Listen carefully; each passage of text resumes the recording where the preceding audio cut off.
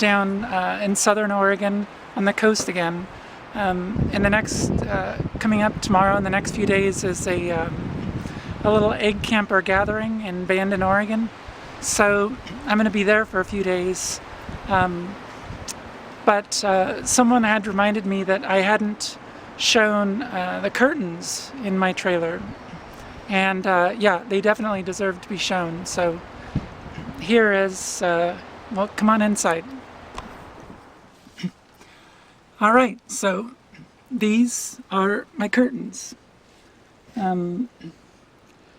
Yeah. So, yeah, they're actually really great. I'm happy with them. So, what inspired these? I got these off Etsy, and they were like about 160. And there's, yeah. So here's the story. I actually had thought I wanted to do some curtains with some coffee bags, the burlap bags that coffee comes in. You know, as someone who loves good coffee, I thought, oh, wouldn't it be really cool to make curtains out of those? And, you know, have like some kind of cool border on them or whatever. But I was really pressed for time. And so instead of going out and like go to our local coffee roasters who will just give you the bags for free, I thought I would get on Etsy and see if anybody made them. And I didn't find what I was looking for, but there's lots of them that were making curtains from burlap or burlap style. So these are made from burlap, and here I'll kind of, let me see if I can get in close. So basically I ended up choosing one pretty much at random. I'd never used Etsy before, so yeah, I picked someone whose style I liked, and then contacted her, and after like, you know, probably like 7 or 8 messages that I had sent her asking questions and her promptly responding, I had picked out this pattern and then ordered them. And something about Etsy, like if you're really pressed for time, let them know ahead of time. So she had to order the materials, she had to order the fabric before she could make them, so she waited for the fabric to arrive. And yeah, so it was, I wasn't sure if they were even going to show up before I left. I was getting ready to tell her to mail them to a friend's house up in Portland or something, so I would pick them up there. But it turned out she got them to me in time. Super awesome. I'll put a link to her store down below. You see my pile of pillows. Yeah, the pillows are really great for relaxing in the evening. Can't have too many pillows.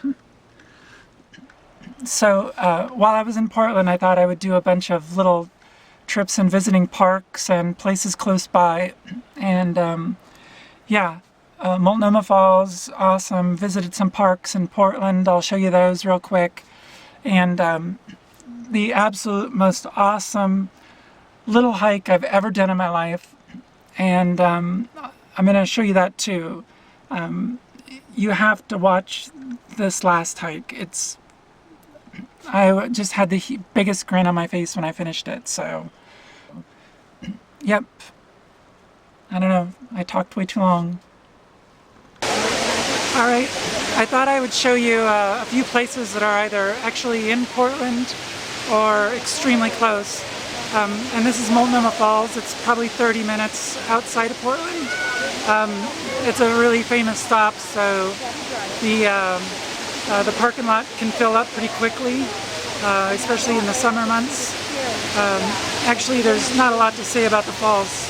I'm just gonna let you watch them and let them speak for themselves.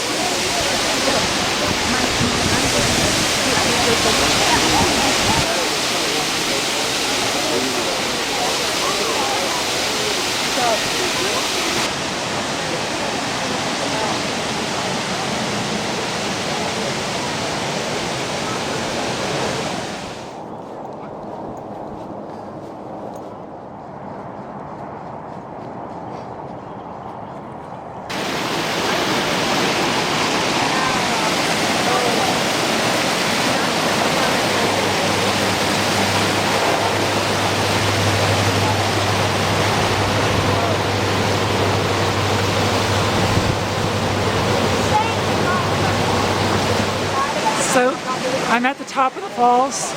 It's about a mile hike to get up here, and it's a really good hike, and by good I mean virtually all uphill. However, it is paved, so I completely recommend you make the effort, climb up here. It's just stunningly gorgeous. Yeah, and this tiny little river here, this is Multnomah Falls.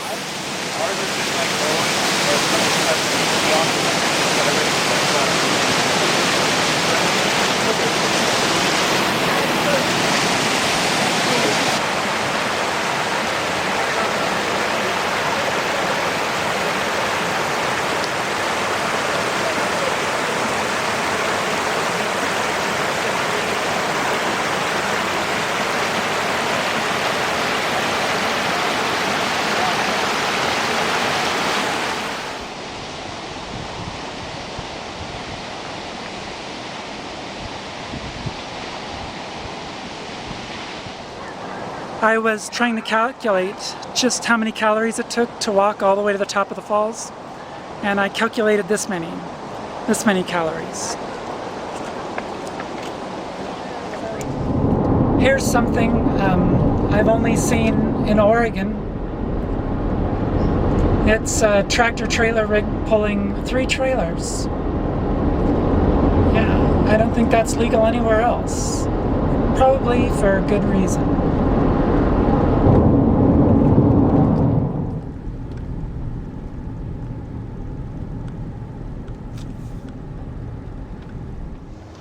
This is aptly named Vista House, right on the Columbia River Gorge. It's up on the top of a cliff. Absolutely beautiful views. It's a little hazy today, so can't see like all the way through the gorge. I think that might be because there's some forest fires in eastern Washington burning right now, but it could just be hazy. Nevertheless, it's incredibly beautiful place. So I'm in the Grotto. It's a national Catholic shrine, and they have this wonderful grounds that you can walk around. It's a really nice park. It's right in Portland, and it's really quiet and secluded, and it's nestled up against a cliff. And you can ride an elevator and go up, and there's some really wonderful gardens at the top of the cliff as well. So I'm here a little late, so I'm not doing that. I'm actually just walking through the grounds for the Stations of the Cross, just looking at these beautiful panels. So it's just a really nice place.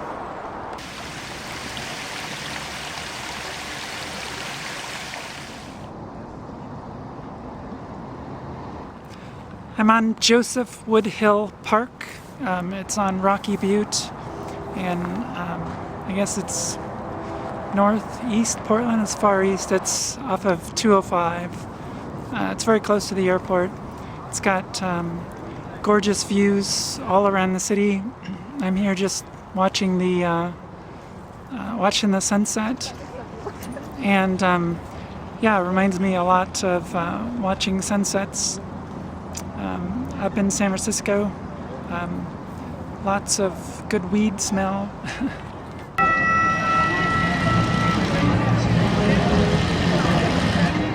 I was just visiting Portland Saturday Market. It's a really cool market that of handmade goods that happens under the Burnside Bridge every Saturday and Sunday. It's right along the river. It's a great place if you want to get some handmade gifts. I always visit there during Christmas, just before Christmas, to buy gifts. So really unusual and unique things. Highly recommend checking it out. So I'm standing next to the world's smallest park here in Portland. I don't know if you can see it behind me, but I'm not standing in the park for the good reason that I don't want to crush anything. It's called Mill Ends Park, It's right in downtown Portland. There's actually a really great little segment on The Daily Show about this park. I'll link to it below. But yeah, it's a fun little place to visit. So I'm on Mount Tabor, which is right in the city of Portland. It's actually an extinct volcano, and there's a few reservoirs up here. It's absolutely gorgeous. I'm just gonna sit up here and watch the sun go down, and yeah, enjoy the scenery.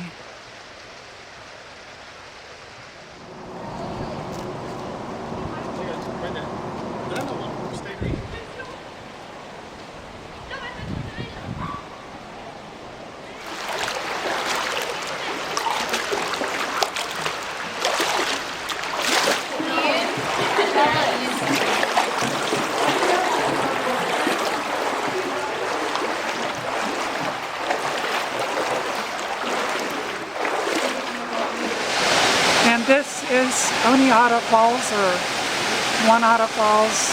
I don't know how to pronounce it, and apparently nobody else does either. But this is what the hike is about. It's absolutely gorgeous.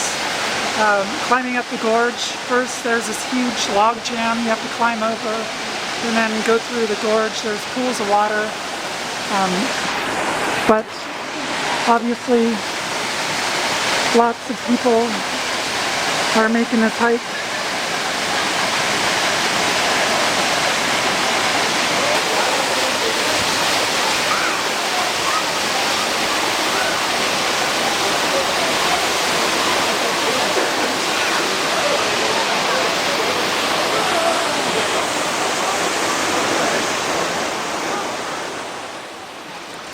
If you come to Portland or Oregon and you do only one hike, this is absolutely the hike you have to do.